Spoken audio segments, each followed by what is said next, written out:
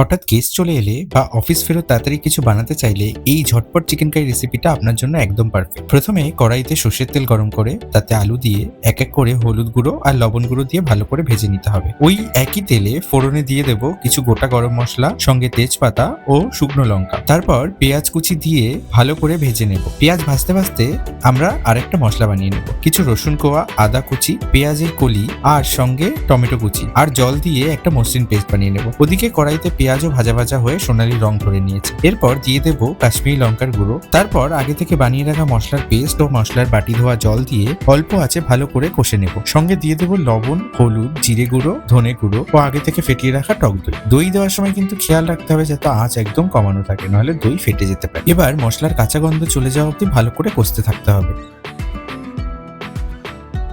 আঁচ একদম কম রাখতে হবে। আর এরপর দিয়ে দিতে হবে অল্প পরিমাণে চিনি। তারপর আগে থেকে ধুয়ে জল ঝরিয়ে রাখা মাংস আর সঙ্গে আগে থেকে ভেজে রাখা আলু দিয়ে ভালো করে কষতে থাকতে হবে। আঁচ কমিয়ে সবকিছু একসঙ্গে মিশিয়ে নেব।